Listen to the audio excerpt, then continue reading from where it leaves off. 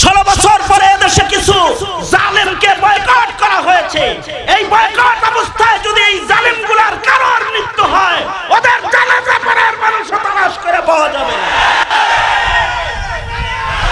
কারণ এই বয়কট হালত, এটা বড় ভয়ঙ্কর বয়কট হালত। মুসলমানরা যদি কাউকে বয়কট করে, তার মরার পরে ইন্না লিল্লাহ কেউ বলেন।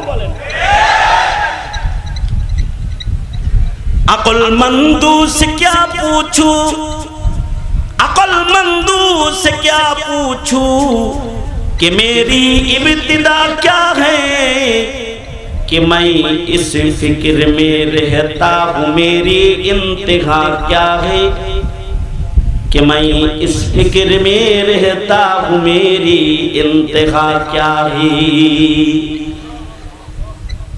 जन्म की अवस्था হয়েছে এইটা দেখার বিষয় না, দেখার বিষয় হলো মরণটা কি অবস্থায় হইতেছে। বঙ্গবন্ধুর ঘরে জন্মগ্রহণ করেছে, রাজ ঘরে রাজার ঘরে রাজার চামচ মুখে জন্মগ্রহণ করেছে, হিসাব ওইটার হবে না। মরণ কি অবস্থায় হয়েছে, ইন্না লিল্লাহর হালতে না আলহামদুলিল্লাহর হালতে হয়েছে, এটা কিন্তু দেখার বিষয়। এজন্য আপা কই আছেন, দিল্লি আছেন না কোথায় আছেন, আপনাকে বলবো দেশে আবার ঢুকবেন এমন ঘোষণা না দিয়া ঘোষণা দেন, আলেমদেরকে জেলে পাঠায় তাদের উপর অত্যাচার করে ইসলামের বিভিন্ন কাজে বাধা প্রদান করে। আমি অপরাধ করেছি, আমি মাপ চাই, মাপ চান কমাস কম, তাইলে কমাস কম মৃত্যুর সময় আপনি আলহামদুলিল্লাহ আওয়াজ পেয়েছেন।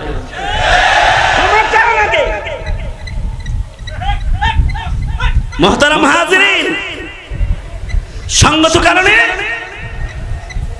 শেষটা কি হবে এটা সবাই হিসাব করা। যেমন আমাদের জন্ম হয়েছে মুসলমানের ঘরে, জন্মটা তো ভালো হয়েছে, কিন্তু মরণটা যেন নাস্তিক মুরতাদদের আক্রমণে ঈমান শূন্য অবস্থায় না হয়, এটা খেয়াল রাখা প্রত্যেকটা চালাক মুমিনের কাজ। আমার পরেও আমার অত্যন্ত শ্রদ্ধাভাজন ভাই পীরে কামিল হযরতুল আল্লাম মুফতি মুশতাকুন নবী কাসেমী দামাত বরকাতুহুম বয়ান করবেন। আমার পূর্বেও আমার অত্যন্ত মহব্বতের স্নেহের ভালোবাসার ছোট ভাই মুফতি রেজাউল করিম আবরার সাহেব গুরুত্বপূর্ণ একটি বিষয় আপনাদেরকে কথা বলেছেন। এর পূর্বে আরো ওলামা হযরতগণ কথা বলেছেন। আমি শুধু হাজিরা দেওয়ার জন্য এখানে শামিল হওয়ার জন্য এসেছি। পোস্টারেও লেখা ছিল বাদাল ঈশা আমি একটু হাজিরা দিব, বাস হাজিরা হয়ে গেছে, আসছি। দুই চার কথা বরকতের নিয়তে বলবার ইরাদায় আপনাদের সামনে আয়াত হাদিস পড়েছি, মশহুর আয়াত হাদিস। দুই একটা কথা। দুনিয়ার নিয়ম হলো যে বিষয়ে মানুষের হৃদয়ের ভেতরে মোহাব্বত হয় ওই কাজটা সম্পাদন করা সহজ হয়। যে কাজে মোহাব্বত থাকে না ওই কাজটা সহজ হইলেও এই কাজটা আঞ্জাম দেওয়া মানুষের জন্য কঠিন হয়। আর যদি কোনো বিষয়ে মোহাব্বত হয়, মোহাব্বতের সাথে কাজ কঠিন সহজ হয়। এ কারণে আল্লাহ পাকের হুকুম মানা অথবা নবীর ইত্তিবা করা, এটার জন্য আগে হৃদয়ে আল্লাহ আল্লাহর রাসূলের মুহাব্বতের ঈমানকে জায়গা দিতে হবে। ওয়াল্লাযীনা আমানু আশাদ্দু হুব্বান লিল্লাহ, যারা ঈমানদার তাদের হৃদয়ে সর্বোচ্চ একটা মুহাব্বত জমা থাকে যেটা আল্লাহর জন্য।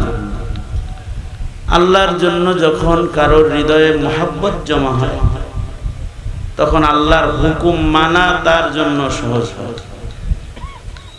সেম নবীজির অনুসরণ অনুকরণ পরিপূর্ণ করে কামেল মুমিন হওয়া তখন সহজ হয় যখন নবীর মহব্বত উম্মতের হৃদয়ে সর্বোচ্চ হয়, মহব্বত হইলে তখন নবীর অনুসরণ করতে কোনো কষ্ট হয় না। এই কারণে আল্লাহর রাসূল কামিল ঈমানের শর্ত দিয়েছেন, মহব্বতের শর্ত।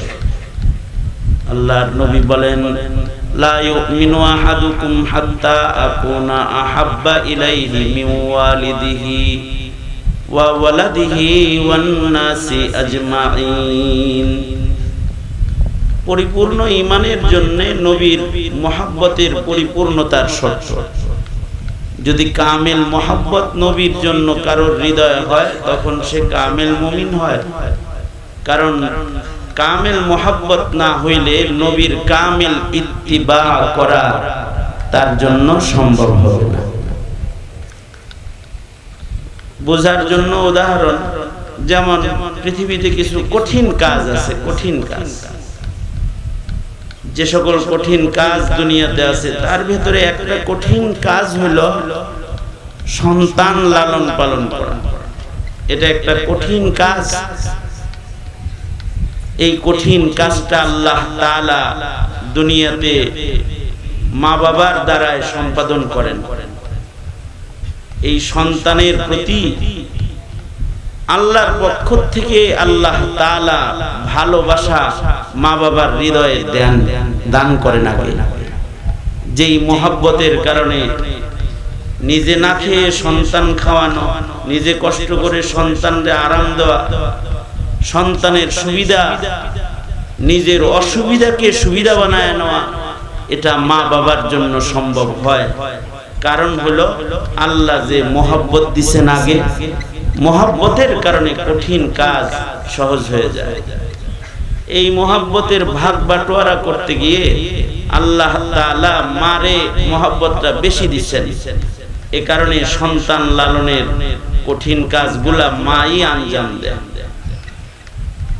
পৃথিবীতে সন্তানের মহব্বত মারে বেশি দেওয়ার কারণে পৃথিবীতে মায়েরা সন্তানের জন্য কষ্ট হইয়া অতিষ্ঠ হয় না, কখনো কষ্ট কইরা অতিষ্ঠ হয় না। কিন্তু পুরুষরা, বাপেরা কিন্তু অতিষ্ঠ হয়। বাপেদের কোলে যদি সন্তান সাজায়া দেওয়া হয় আর যদি কোন রকমে সন্তানটা খালি পেশাব করে দেয়, তাইলে জাকি দিয়া বলবে যে তোমার বাচ্চা নাও, এটা আমার কোলে সুবিধা না। কারণ কি? মহব্বতের তীব্রতা নাই। কিন্তু মার কোলে পায়খানা করলেও বারবার মা ধৌত করে পরিষ্কার করে চুমা খায়, কখনো বলে না যে বাচ্চাটা কেউ নাও, অন্যকে দেয় না। কারণ কি? মহব্বতের তীব্রতা। এই মহব্বত দান করেছেন আল্লাহ তাআলা নিজে। এই কারণে আল্লাহ কয়, মহব্বত আমি বেশি দিছি, তো হক মায়ের আদায় করবি বেশি। মহব্বতের হক আছে না, মহব্বতের কারণে কষ্ট করে বেশি। আপনার আমার কোলে যদি কোনো বাচ্চা দেয়, এই বাচ্চাটা আপনি আমি বেশি সময় রাখতে পারব না। বাচ্চার সাথে মার মহব্বত, মায়ের সাথে বাচ্চার মহব্বত আপনি আমি 10 মিনিট রাখার পরে কারোর কাছে দিয়ে দিব। কিন্তু মা সন্তান নিজের থেকে এক মুহূর্তের জন্য আলোক করে না, বিচ্ছিন্ন করে না, মহব্বতের কারণে। বাদ্যানী মহিলাদেরকে দেখবেন মাথায় বোঝা নিয়ে যায়, কিন্তু তখনও সন্তান তার পিঠেই বাঁধা আছে। বিমান বন্দরে বিমানে যখন ভ্রমণ করে, বাপ মা দুইজনই বিমানে ভ্রমণ করতেছে, মনে করেন সন্তান সাথে আছে, এই সন্তান বাপের কোলে থাকে, মার কোলে থাকে।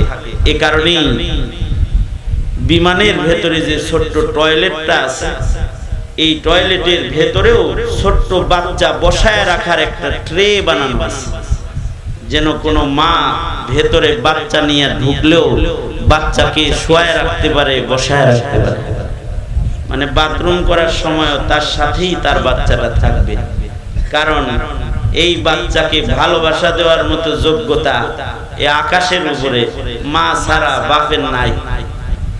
এ কারণে বাথরুমের ভেতরেও মায়েদের জন্য বাচ্চা শোয়ানোর একটা ট্রে বানানো আছে বিমানের ভেতরে।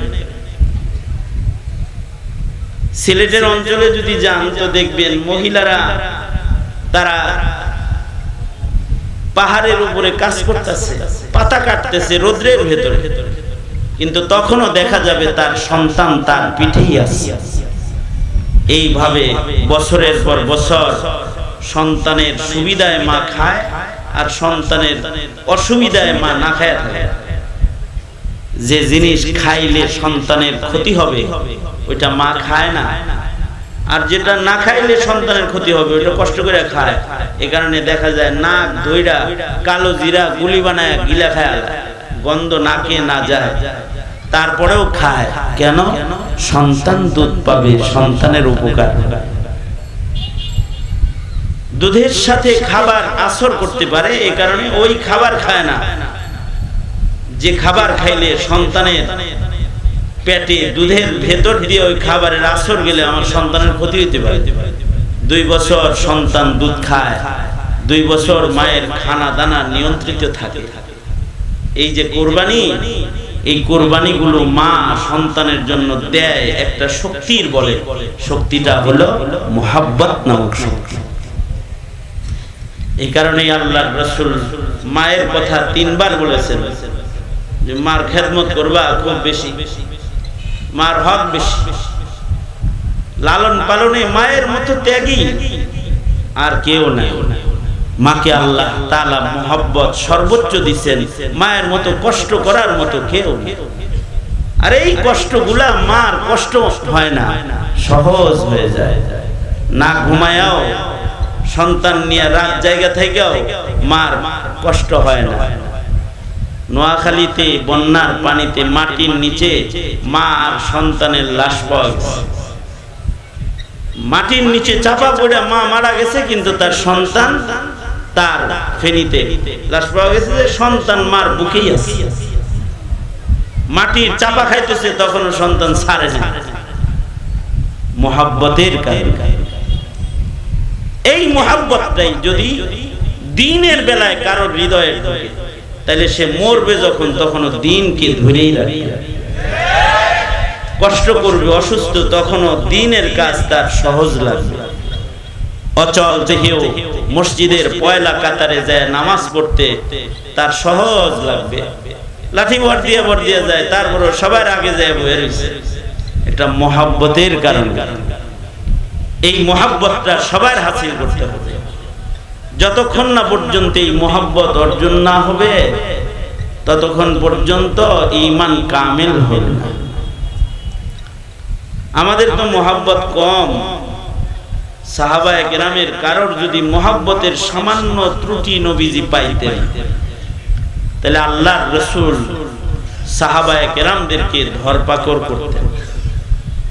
যেমন আল্লাহর রাসূল তাবুকের যুদ্ধে যাইবেন, গরমের দিন, প্রচন্ড রোদ্রের দিন, এদিক দিয়া খেজুর পাকছে বাগানে, তাবুকের যুদ্ধ, পায়দল হাইটা যেতে হবে মরুভূমির উপর দিয়া। কত দূর? 950 মাইল।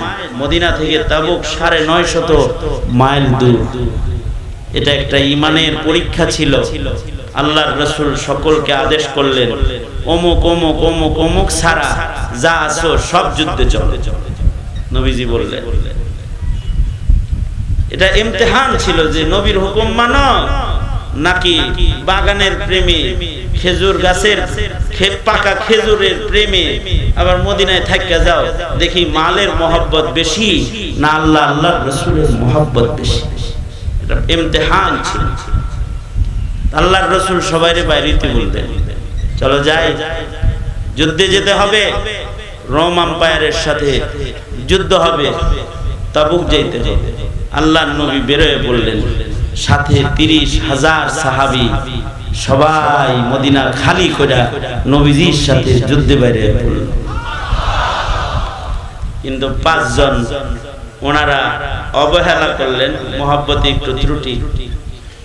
এদের ধান্দা হইলো আমরা পরে যাব, যাক না, হেরা যুদ্ধ করুক না, যাইতেও তো সময় লাগবে 950 মাইল, মাসের পর মাস যাতায়াতে খরচ হয়ে যাবে, যুদ্ধ কয় মাস চলে তার ঠিক নাই, আমরা পরে যায় যুদ্ধে শামিল হইনি। এই ধান্দায় 5 জন রয়ে গেছে। এদের ভিতরে 2 জনের আবার একটু বসাইছে। নবী বলল যাইতে, বয়া থাকি, কামটা কি ভালো? এটা কি মোহাব্বতের আলামত? হেত্তরি ছাই, তোর খেজুরের বাগান ফালায় রাইখা 2 জন দ্রুতগামী ঘোড়া নিয়ে যায় যুদ্ধে শামিল হয়ে গেল। কিন্তু 3 জন ওনারাও পাক্কা মুমিন, কিন্তু ওনারা মুনাফিকদের পেছে পড়া অবহেলায় মদিনায় বসে রইলেন। 3 জনের ভেতরে একজনের নাম হলো কাব ইবনে মালিক রাদিয়াল্লাহু আনহু, আর একজন হিলাল ইবনে উমাইয়া, মুরারা ইবনে রবিআ। এই 3 সাহাবী, এনারাও কিন্তু সাহাবী, ঈমান কিন্তু এদের কামিল, কিন্তু মহব্বতের সামান্য অবহেলা ওনারা রয়ে গেলেন। কাব ইবনে মালিক নিজেই বর্ণনা করেন, বুখারী শরীফে আছে, উনি নিজেই riwayat করেন যে অবহেলা করে করে যুদ্ধে গেলাম না, এই আজ যাই কাল যাই বলে বলে হঠাৎ করে 20 দিন পরে 25 দিন পরে খবর শুনি নবী মদিনার দিকে আসতেছে। এখন তো আর যাওয়ার সুযোগ নেই, যেহেতু সাহাবীরা যুদ্ধে বিজয় অর্জন করে চলে আসতেছে, এখন যাবো কি? বিপদে পড়ে গেলাম। কাব ইবনে মালিক বলে, নবীর নিয়ম মাফিক নবীজি যুদ্ধের থেকে আইসা আগে মসজিদে নববীতে ঢুকলেন। কাব ইবনে মালিক বলে, আমি দেখা করার জন্য আল্লাহর রাসূলের সামনে গেলাম। আল্লাহর নবী আমাকে প্রশ্ন করলেন, কাব গেল না কেন? অসুস্থ ছিল নাকি?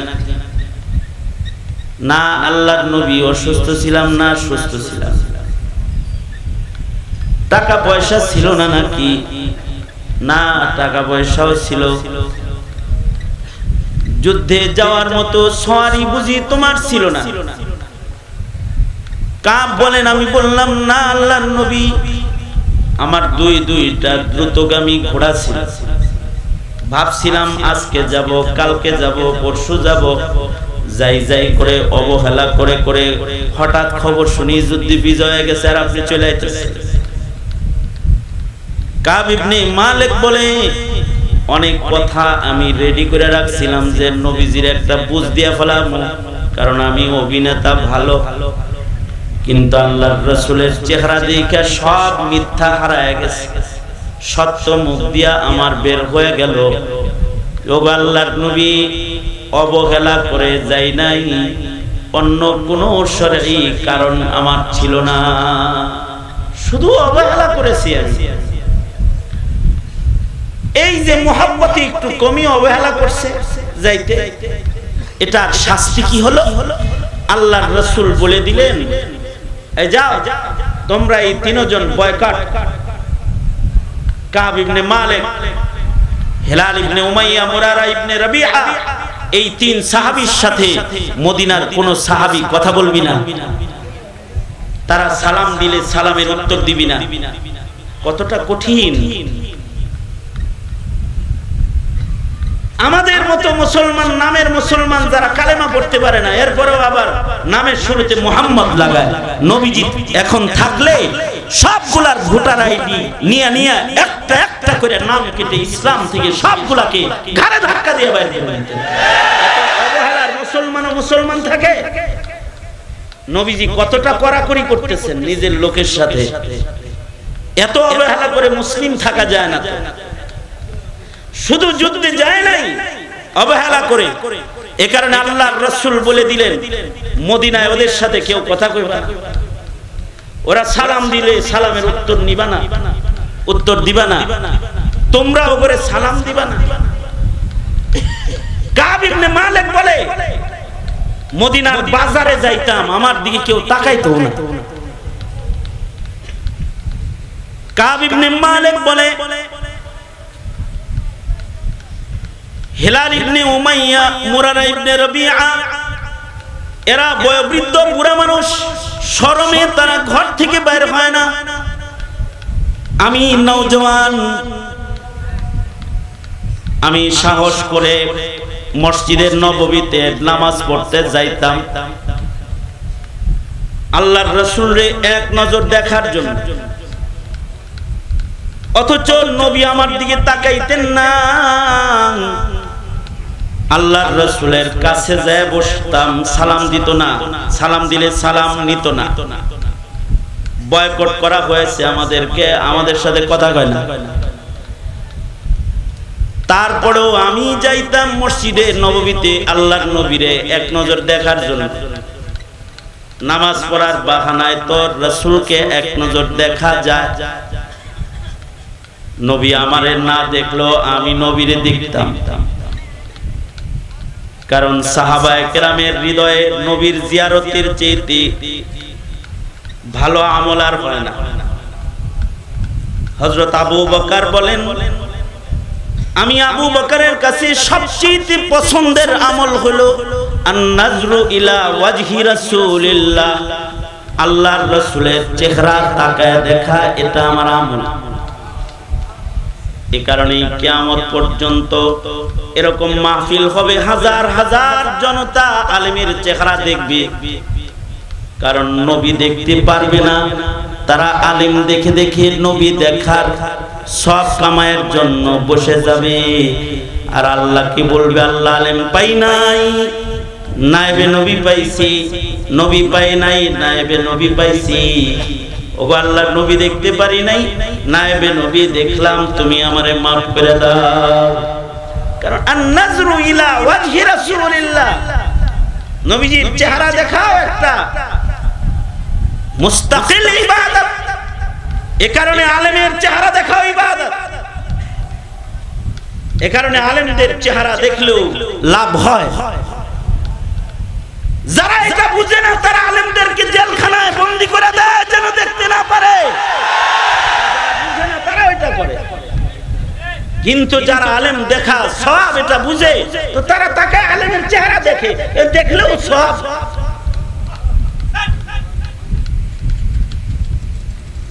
কাব ইবনে মালিক বলে, আমি নবীর এক নজর দেখার লেগে মসজিদে চলে যাই। আন-নাজরু ইলা ওয়াজহি রাসূলিল্লাহ, আল্লাহর রাসূলকে দেখবো আমি এক নজর, এর লেগে যাইতাম।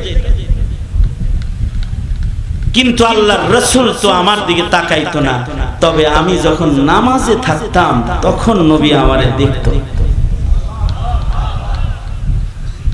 বাপের যেমন সন্তানের জন্য মায়া আছে, সন্তানেরও তো বাপের লেগে মায়া আছে, বাপেরও তো সন্তানের লেগে।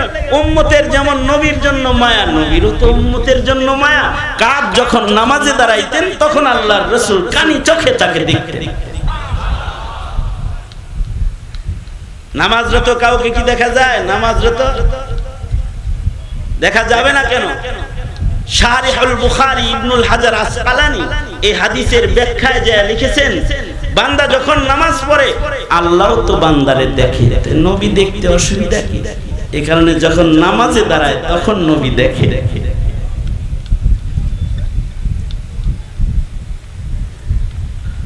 নবীরে দেখা যাবে না, এ কারণে 12ই রবিউল আউয়ালে সাহাবী অন্ধ হয়ে গেছে আফসোসে, দোয়া কইরা যে রাসূল আর দেখমু না, এ চোখ আমার লাগবে না।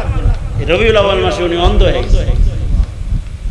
তুমিও আশেক, সিন্নি খাওয়ার আশেক, র্যালি করার আশেক, কেক কাটার আশেক, আর তৃতীয় ঈদ নামক এক ভণ্ডামি চালু করার দাবিদার আশেক তুমি। আর আব্দুল্লাহ বিন যায়েদ বিন আব্দুর রাব্বিহি ও আশেক।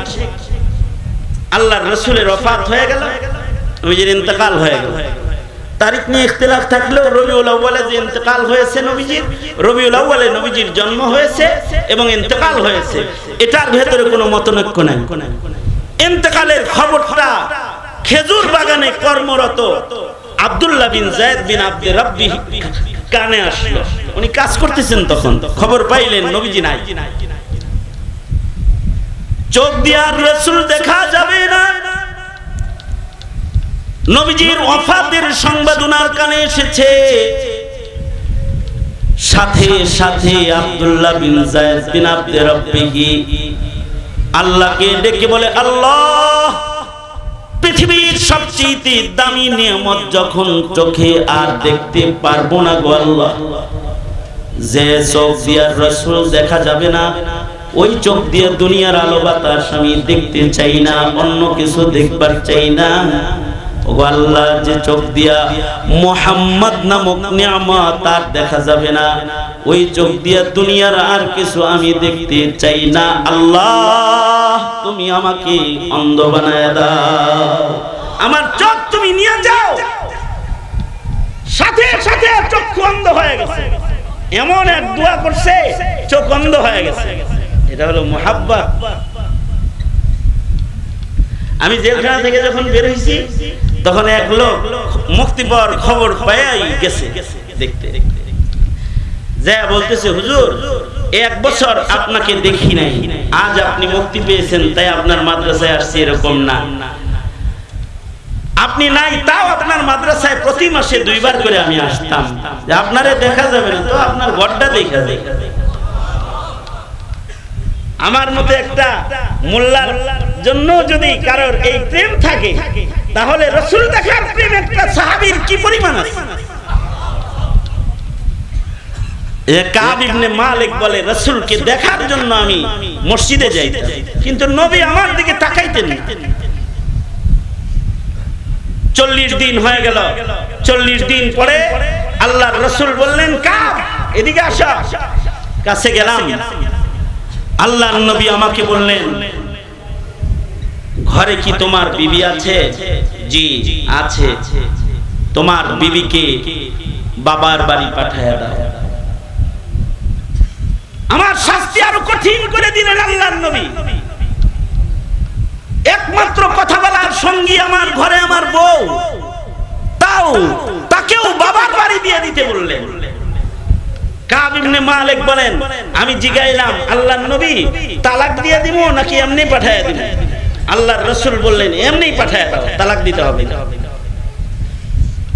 কিন্তু কাব ইবনে মালিক বলে, এবার ঘরে আমার বিবিও নাই, মদিনায় কেউ আমার দিকে তাকায় না, কথা বলে না। অর্থাৎ আমি যদি এখন ঘরে মরে যাই, আমার মৃত্যু সংবাদটা বলার মতো কোনো মানুষও আমার ঘরে বিদ্যমান নাই। কাব ইবনে মালিক বলে, তখন আমার আলাদা টেনশনে আমাকে আক্রমণ করলো। সেটা হলো, এই অবস্থায় যদি আমার মৃত্যু হয়ে যায়, যে মদিনায় আমি বয়কট, আমার ঘরে আমার বউ নাই, আমার মরার খবর বলারও কেউ থাকবে না, আর এই অবস্থায় আমি মরে গেলে আমার জানাজা পড়তেও মদিনার কোনো মুসলমান আসবে না। এই বয়কট অবস্থায় মৃত্যু হইলে এর চাইতে ভয়ঙ্কর মরণ আর কি হবে, যে আমার কবরে মাটি দেওয়ার কেউ নাই। 16 বছর পরে এদেশে কিছু জালেমকে বয়কট করা হয়েছে। এই বয়কট অবস্থায় যদি এই জালেমগুলোর কারোর মৃত্যু হয়, ওদের জানাজা পড়ার মানুষ তালাশ করে পাওয়া যাবে না। কারণ এই বয়কট হালত, এটা বড় ভয়ঙ্কর বয়কট হালত। মুসলমানরা যদি কাউকে বয়কট করে, তার মরার পরে ইন্না লিল্লাহ কেউ বলেন। अक्लमंदू से क्या पूछूं, अक्लमंदू से क्या पूछूं कि मेरी इब्तिदा क्या है, कि मैं इस फिक्र में रहता हूँ मेरी इंतहा क्या है, कि मैं इस फिक्र में रहता हूँ मेरी इंतहा क्या है। जन्म की अवस्था হয়েছে এইটা দেখার বিষয় না, দেখার বিষয় হলো মরণটা কি অবস্থায় হইতে। বঙ্গবন্ধুর ঘরে জন্মগ্রহণ করেছে, ঘরে রাজার ঘরে রাজার চামচ মুখে জন্মগ্রহণ করেছে, হিসাব ওইটার হবে না। মরণ কি অবস্থায় হয়েছে, ইন্না লিল্লাহর হালতে না আলহামদুলিল্লাহর হালতে হয়েছে, এটা কিন্তু দেখার বিষয়। এজন্য আপা কই আছেন, দিল্লি আছেন না কোথায় আছেন, আপনাকে বলবো, দেশে আবার ঢুকবেন এমন ঘোষণা না দিয়া ঘোষণা দেন। আলেমদেরকে জেলে পাঠায়, তাদের উপর অত্যাচার করে, ইসলামের বিভিন্ন কাজে বাধা প্রদান করে। আমি অপরাধ করেছি, আমি মাপ চাই, মাপ চান কমাস কম, তাইলে কমাস কম মৃত্যুর সময় আপনি আলহামদুলিল্লাহ আওয়াজ পেয়েছেন।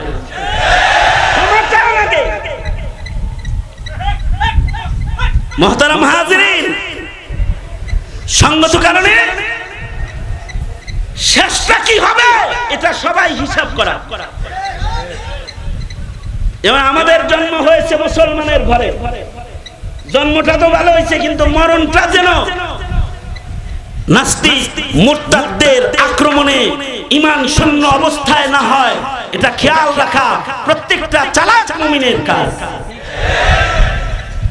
ঘরে সন্তান আছে না, ছেলে আছে মেয়ে আছে, ছেলে মেয়েরে ডুগডুগি বাজান শিখায়েন খালি, তাহলে মরণ কিরকম হইব এটা আন্দাজ করতে হবে।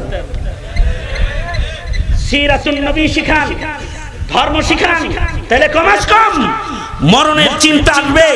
মরণের সময় যেন কালেমা জারি হয়, মরণটা যেন ভালো অবস্থায় হয়, মরার পরে যেন জানাজায় মানুষ আসে, কবরে যেন মাটি হয়। কারণ মরার পরে লোকে যারে ভালো কয় আল্লাহ তাকে ভালো হিসেবে গণ্য করে।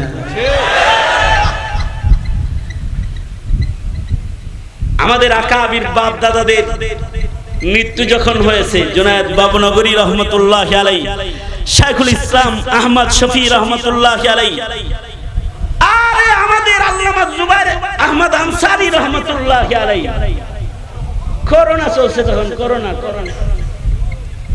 জানাজায় যাইতে পারবে না, পুলিশের বাধা।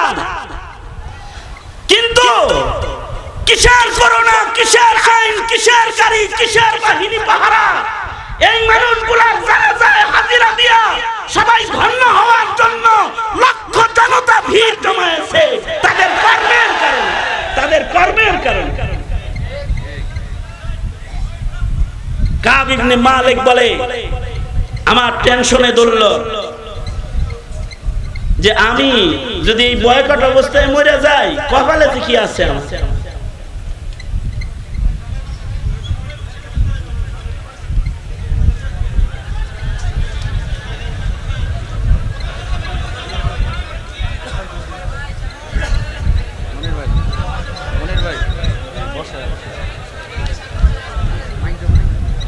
কিসে আবহাওয়া করছে শুনতে,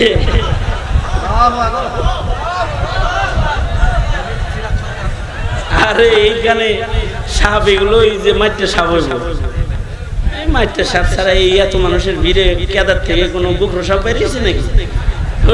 বাইরে করে মুসাফা করে ফেঁকে ফেলাই দিলে।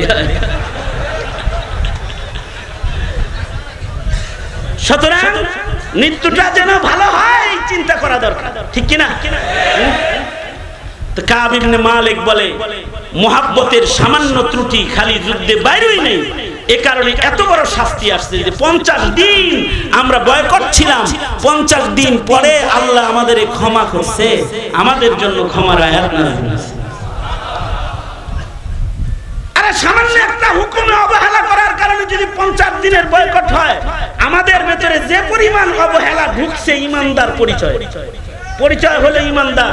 ধর্মের প্রতি অবহেলা, দ্বীনের প্রতি অবহেলা, সুন্নতের প্রতি অবহেলা, ইবাদতের অবহেলা, পর্দার অবহেলা, হালাল হারামের অবহেলা, ঠিক কিনা? কথা বলেন না, ঢুকছে না আমাদের?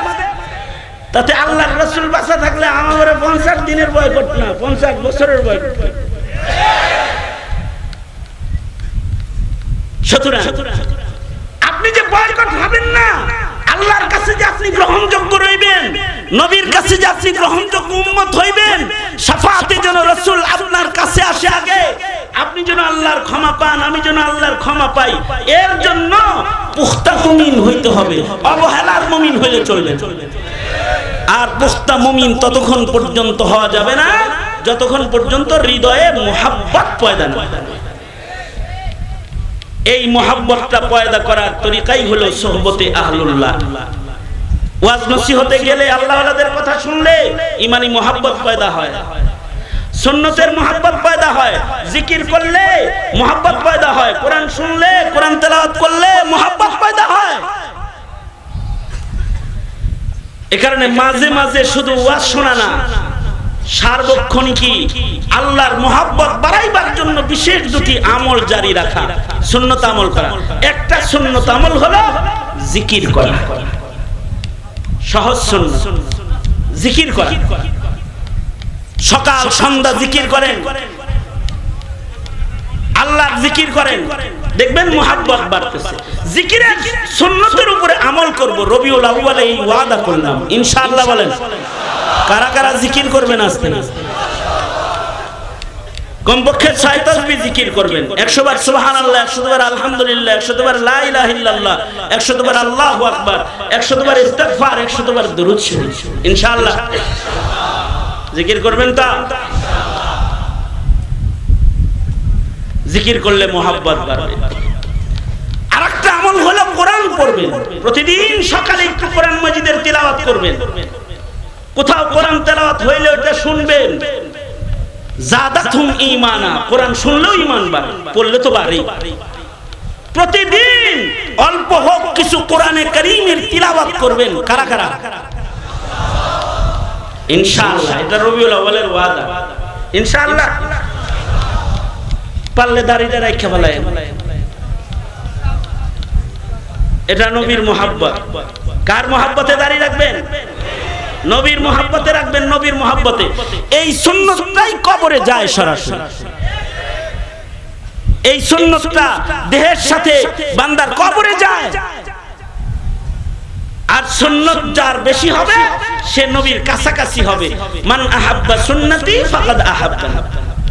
জীবনের সুন্নাত যত বাড়ানো যায়, এইটার সংকল্প রবিউল আউয়ালের দাবি।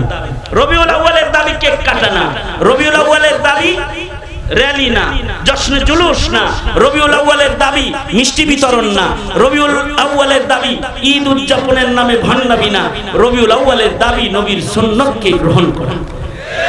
এটা রবিউল আউয়ালের।